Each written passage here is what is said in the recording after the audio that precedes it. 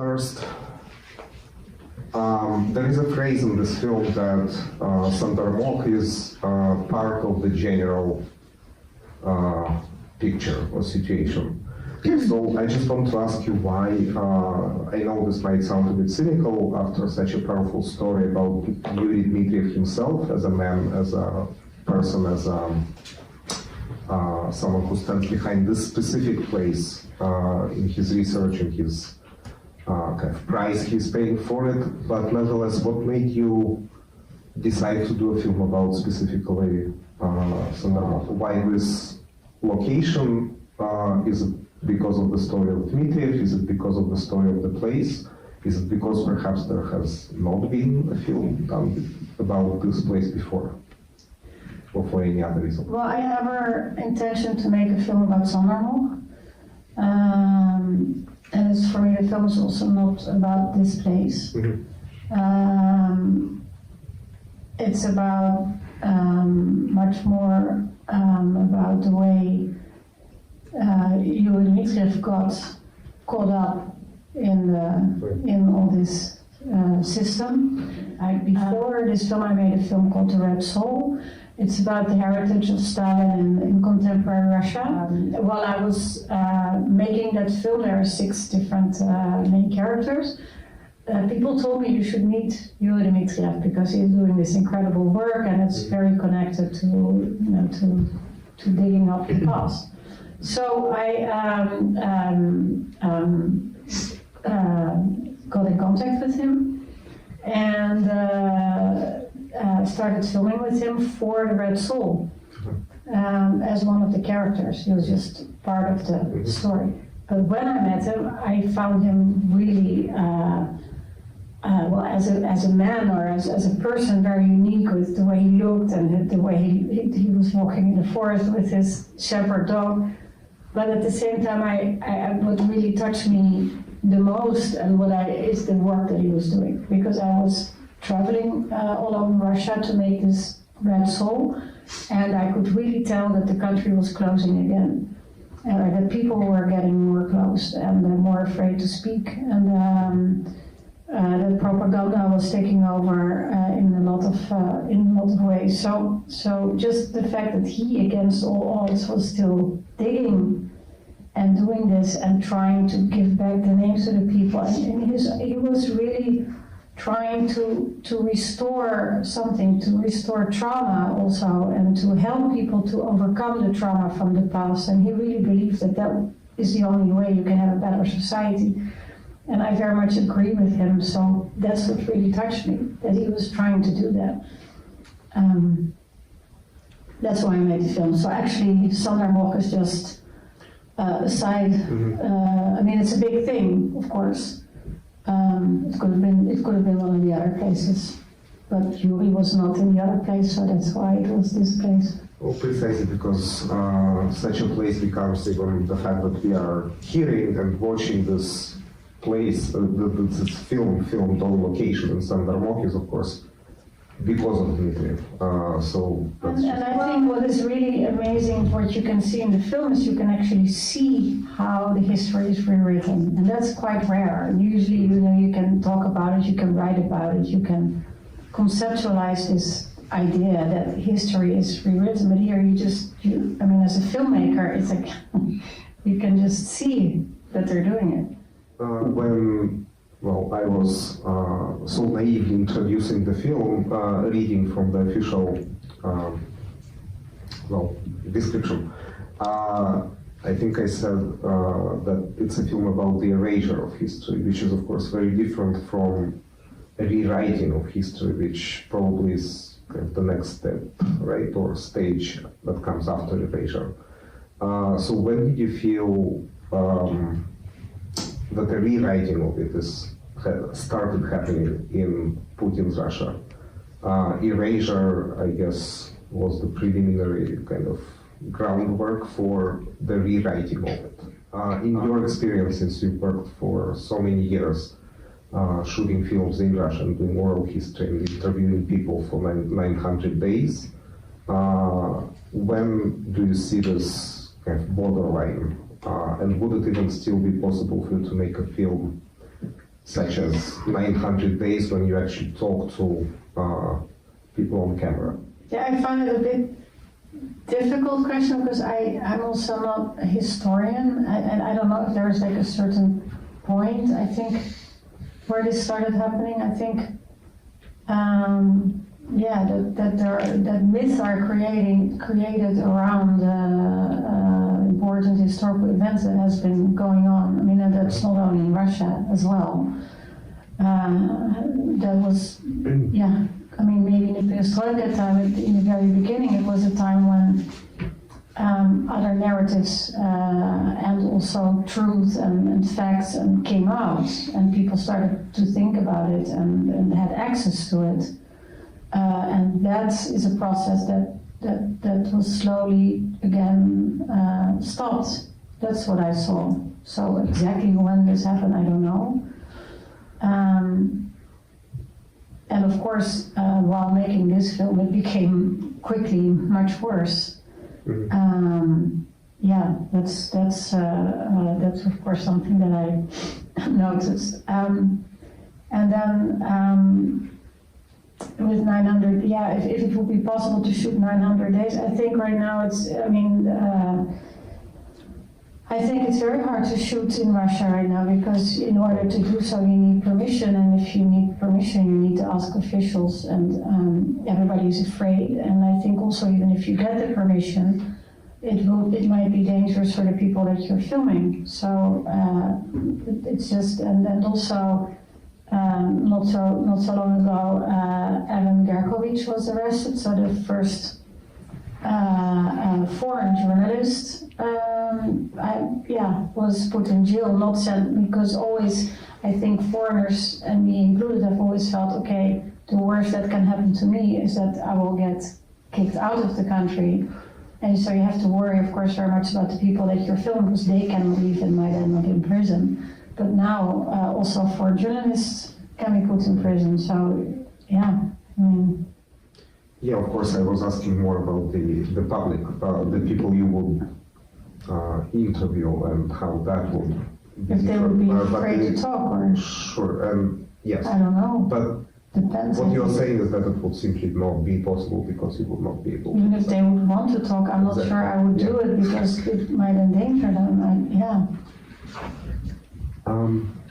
Thank you. Let's take questions from you guys, and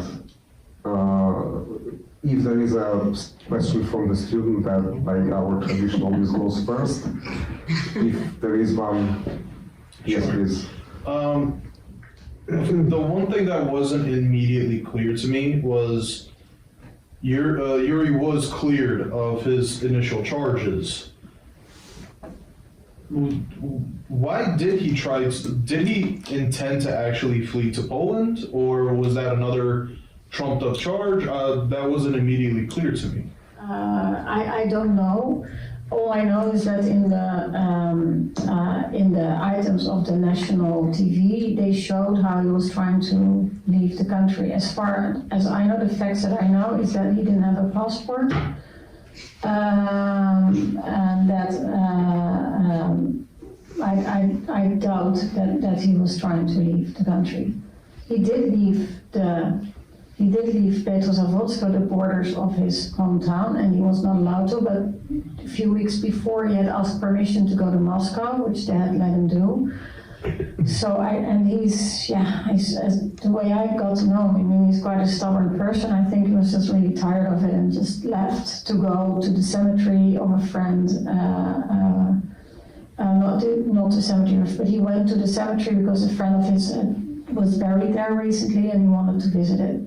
And I cannot imagine that he would try to flee together with this woman friend in the car without a passport. I mean, there was no plan, but they just, constantly make up all sorts of things and just broadcast it. Yeah. I just, the Dmitriev affair was enormously important to me and my family in Moscow. Like my stepmother kept kept going to the trials, and she writes to him in prison, as many others do. And I translated the very parts of the very short, long read by Shura Burtin for English. I thought it was important. So, so it always strikes as the most immoral thing, like completely immoral thing to do, like to do what was done to him. It was, there are so many horrible things, but that was just unbearable. And I wanted to ask about his family, who basically was his support group. They were amazing. It's an amazing. Yeah, Katya was really amazing. And what yeah. happened to them? It's just they fled during the mobilization because of the kids? I cannot really say, like, I mean, what is, maybe after the screening I can tell you a bit more. Okay. Yeah. But they're in Europe, right? Well, they are, right, as the, Yeah. yeah, they're not in Russia at the moment. They're not in Russia. And what is there anything known about his adopted daughter? Or because she must be Yeah. of age now. Yeah, she is, and no, not really. I mean, she's probably living up there in the north, and she's, as far as I understood, she's studying. But nobody wants to approach her, or I mean, also Yuri's trial's still going on, so that might not be a good idea to get in touch with her. But at the same time, also for her, I mean, I think most people involved feel that if she feels the need, she will reach out, because of course she's the biggest victim of all, and nobody really knows how she is dealing with all this and where she is with, whether she now also thinks that he, is guilty or not, or nobody knows. But who knows, maybe in a few years she will speak up. I don't know, I sometimes have the feeling that she might, but of course now for her there is no position to do that. Now that filming in Russia is most likely a not possibility, I was wondering if there was anything more that you would like to film there, or perhaps anywhere else, if not there, what would it be about? Oh, that's, I'm working on a new film, but I don't really want to talk about it right now. Yeah, I would love to continue filming in Russia. I think it's super important, especially now, to know what's going on there, to get a better idea what people are thinking, what is happening. So, but unfortunately, I don't think that's a reality right now. But I am thinking of a film outside of Russia that is dealing with that. And as a filmmaker, there's always ways, of course, to tell the story. Just like in this film, there was so much I couldn't film, so I had to think of other ways to tell the story. So maybe this film prepared me to continue on that path. Sorry, I just wanted to ask if there is a way to see your films somewhere, like The Red Soul and this one. I know so many people who really want to see this film, but... Yeah, I have a website, this is my name, jessicagorter.com, and there I have a page where you can see some of the earlier films I made, I just put on there. You can just watch them, and The Red Soul in 900 Days, just for a few euros, you can see them on Vimeo, and there's links to where you can find them. And here is a day.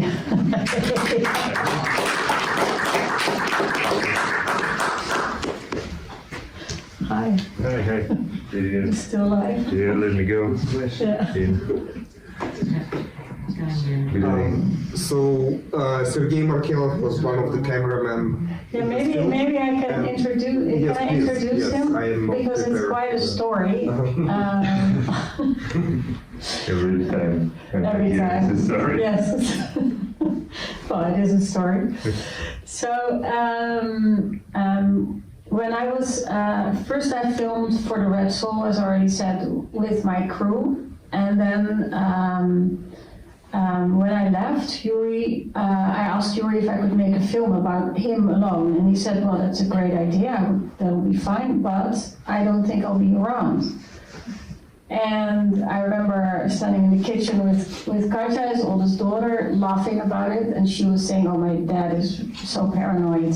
I mean, and I said, "Yeah, sure. You know, when you do this work, of course, I can imagine you can get very paranoid." And 6 months later, I got the call that he was arrested. And so, after a year of prison, he was temporarily released. He could wait the verdict at home, the first verdict. And so the week before the verdict, I mean, the prosecutor demanded 9 years. I thought I have to go and film, but I already felt that it's probably better just to go alone. So I was filming on my own, and there in the room in the apartment of Yuri, there were all these independent journalists from Novaya Gazeta and Radio Liberty, and Sergei was there also because he'd been for different outlets, been following this story for already, I think, 1 or 2 years. And four. Can you imagine? Big part of your life also.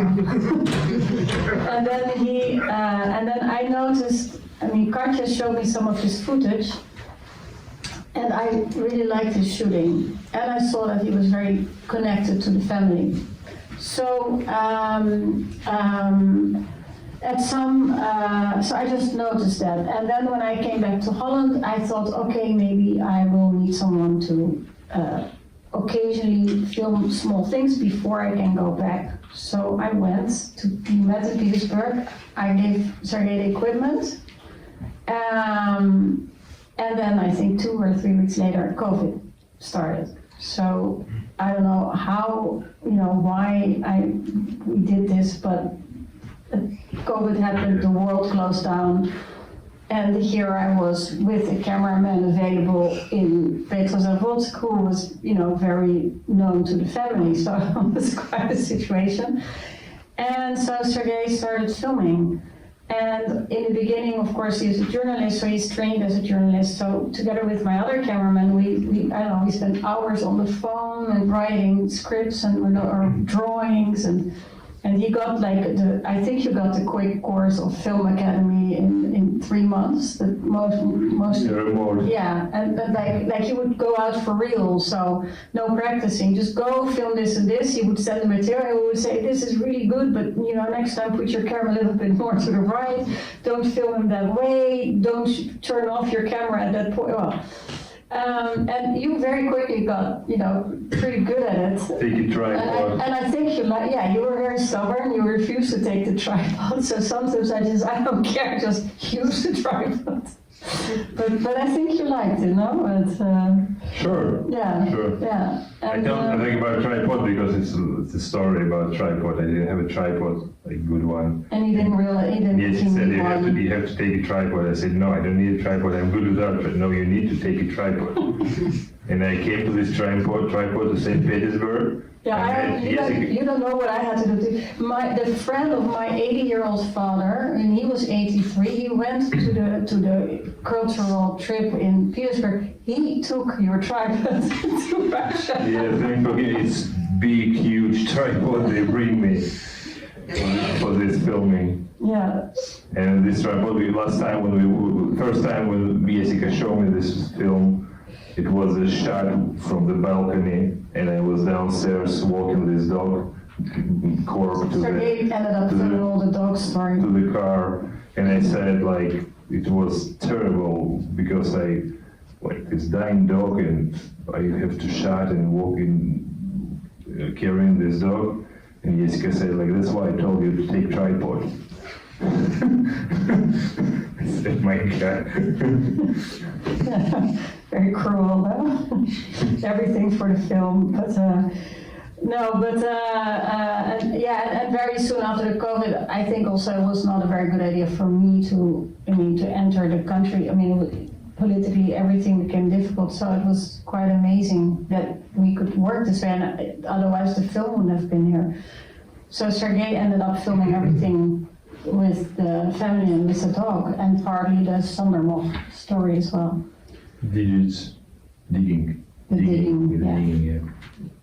Is that where you start to appear in conversation with Yuri online, on Skype and Zoom? No, because that was before, that was when he was allowed to go home to await Right. trial, because, because after that he was arrested again and then he never got out anymore. We started work with Jessica after the Yeah. second arrest, Yeah. Yuri's second arrest. Because previously I was covering this topic. I actually covered this topic since very beginning. I was the first journalist who met Katya, Yuri's oldest daughter. But yeah, we started to. And actually, I've always wondered when Jessica said like I should watch you shoot footages from something, and I was wondering how you shoot it. But it was just because I was working as a freelance journalist, and I have a picture from this court, the footages you watch, and I grabbed the camera in one hand and phone in another hand, and that was my style of work.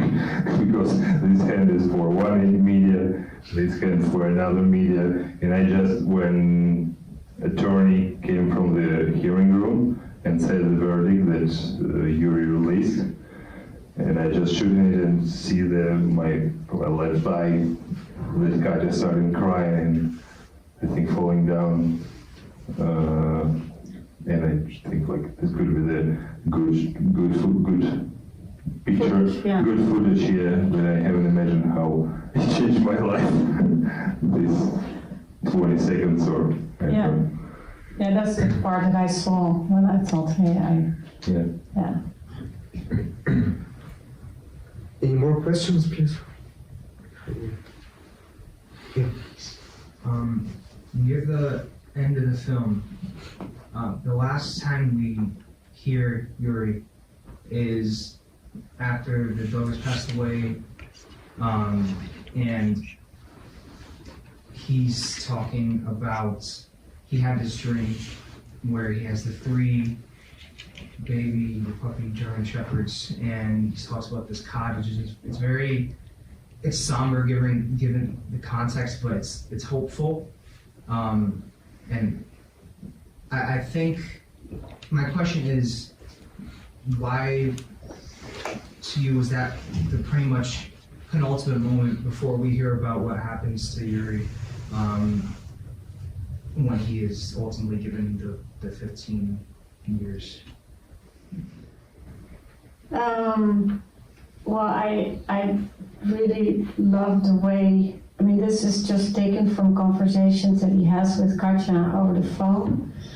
And I really love the way they talk this way about their dreams, about hopes, about, and just this, also this idea of a cottage in Marseille. I just really like it, and I also like that it's not what you expect, then some really heavy conversation, it's so horrible, and we all know it's horrible. And I really think it's part of why, he's also right now not a broken man in prison. And I think this is part of why he's not broken. He's capable of keeping his imagination. So yeah, that's why we put it there. I guess just one more question about And it has a nice story, and it has a nice contrast, I think, with the lake, that turns into the frozen lake. Anyway. just one last question about Yuri. Has there been more letters or writings, or has it been just complete radio silence since? No. It's actually, that's also good for everyone to know. You can write to him. He loves it when people write, because of course it keeps him connected to the world. People have been writing him about the film, and he can he can call from time to time, not often of course, with his daughter Katya, and so there is some contact. And twice a year people can visit him. But it's always kind of unknown what will happen. So I think 2 or 3 people can go at the same time, and then they arrive there in the middle of nowhere. It also looks like the Gulag. It is the former Gulag, where he's staying in a barrack with 70 men, and snow in the winter, hot in the summer. I mean, everything you imagine it to be, that is what it's like. What else was I going to say about? But yeah. You can write an email to the prison system, can send the emails. Yeah, in Russian. Without any tough topics, yes. It should be in Russian. Yeah, no politics, today politics. But you can write, for instance, that you saw the film or what you think about it, or other things. There is a web page the same name, the Dmitriev Affair.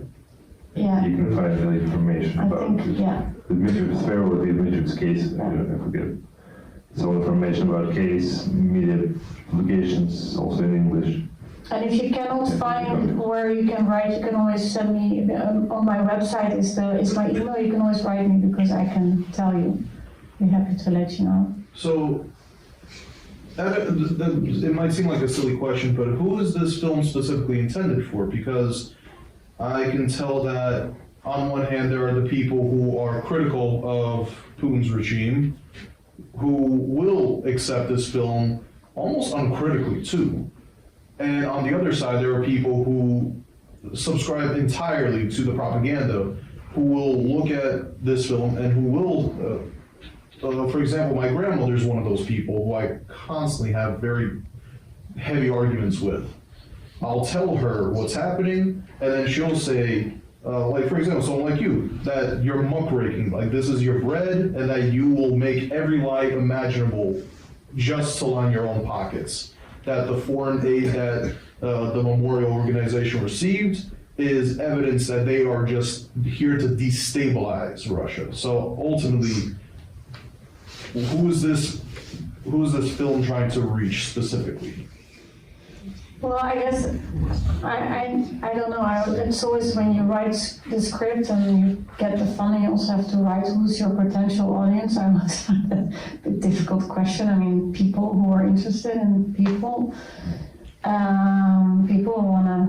like film, people who are interested in history, in Russia, in how system works, how systems work, because Russia is not the only country where the system works in a certain way. I mean, I see a lot of similarities with also even my own country, Holland. To talk, unfortunately, the film right now cannot be shown in Russia. I wish it could, and I wish people like your grandmother could see it. It would be good. I mean, what I really loved about my previous films when they were shown in Russia is that there sometimes were audiences with people with very different views, and there would be great discussions. It's important to, especially, I think, it's one of the reasons why I also want to make films that people can think also for themselves, you know, what they think and feel, and that you can discuss it. I have a thoughts about it too. If you give me. Yeah, unfortunately, many things changed for the last couple of years.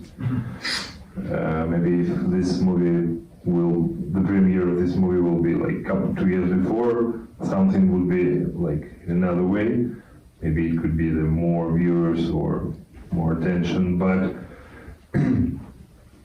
this film is much more complicated, for example, than Navalny. But Navalny movie is more understandable for Western auditory, for Western viewers. But in my opinion, as a journalist who was working on local topics, not in Moscow or St. Petersburg, but in regions, as a human who was born not in Moscow or St. Petersburg, but in the middle of nowhere, and I was traveling through Russia a lot.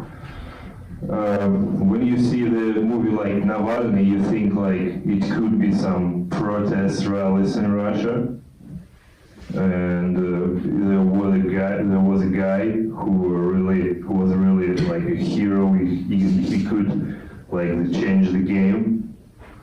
But frankly speaking, the most top rally Navalny's rally.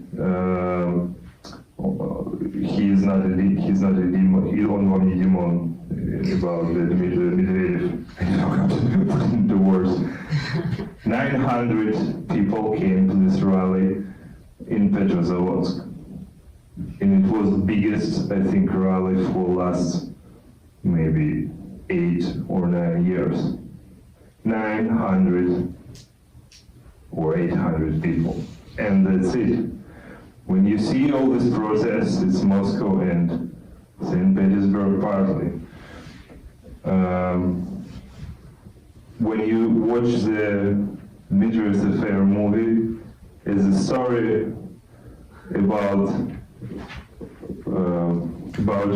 real like thoughts about, I don't know, about this agenda in Russia. Like, not government doing this work about recovering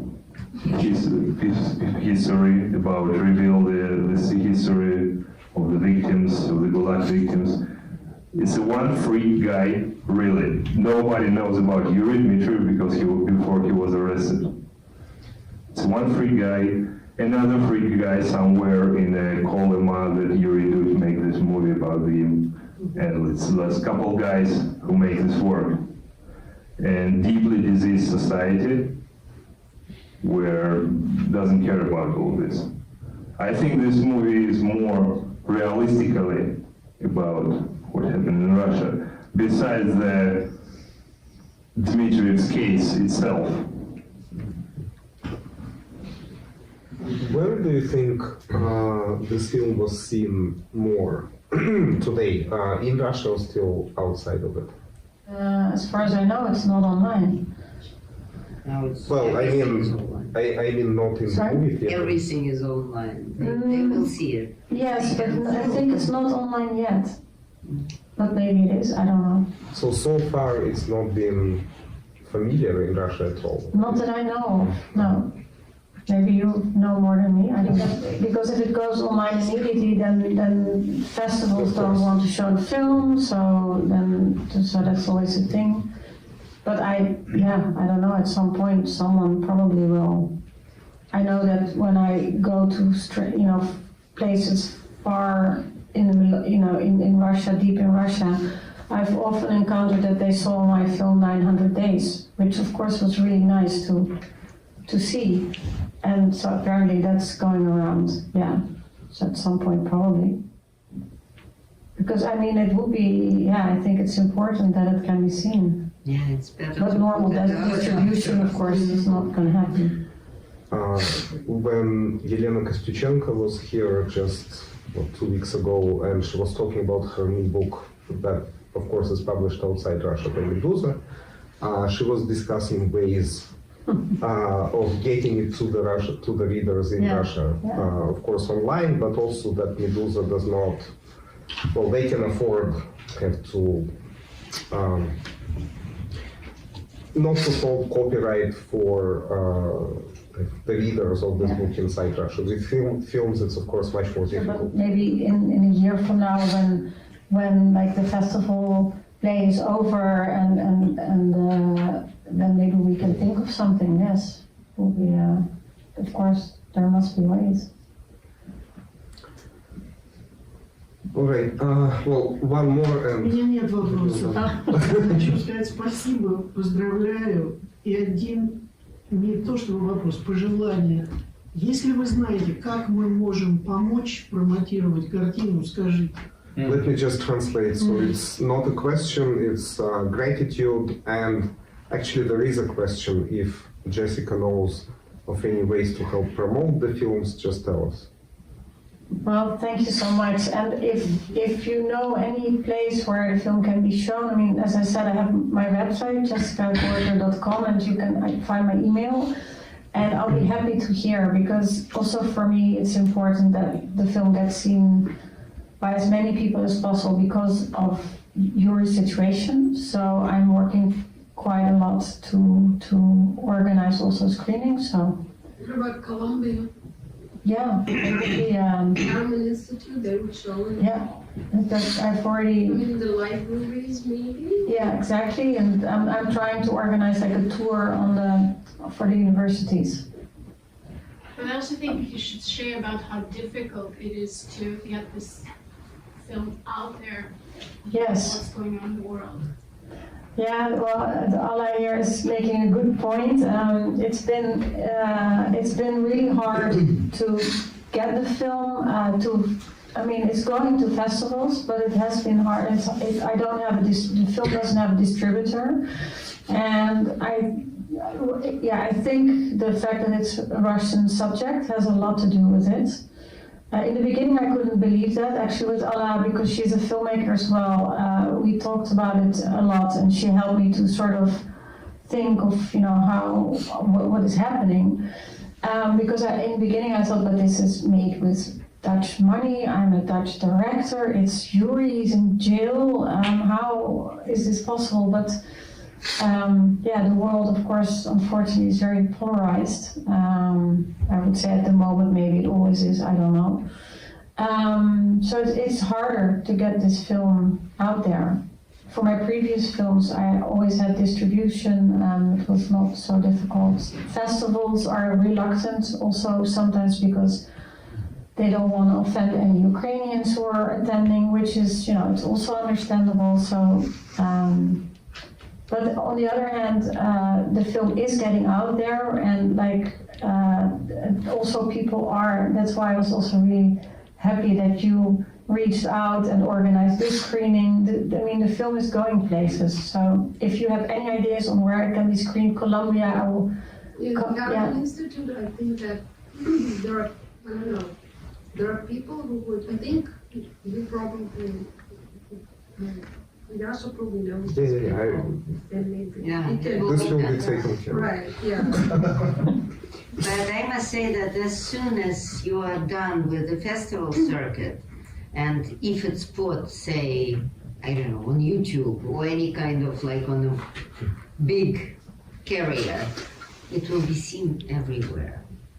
Honestly, anywhere where there is also a big Russian population, or not even big, but active. For example, I know, for example, my friend lives in Boulder, Colorado, and they had The film festival Boulder just reached out, so. yeah, because they read the names of victims from memorial lists. They recently had this gathering there, and they read. I think it was, I don't know, it was Boulder, Denver. I don't remember it. Yeah, it must be Boulder because the festival in Boulder just reached out for a screener. So interesting. But I didn't know they did the reading of the names. For sure, Boston definitely. I think there will be many people. And I honestly don't know why Ukrainians would be offended to see a film about a person who actually is. Ukrainian flag in their film. Exactly, yeah. Well, it's Yes. You can say it's Ukrainian They should film. be offended in any sense. They should be Can't say what they actually should and should not do. happy that this film is shown. All right, we have to wrap up, unfortunately, but let's thank Jessica and Sergey once again. Thank you for coming.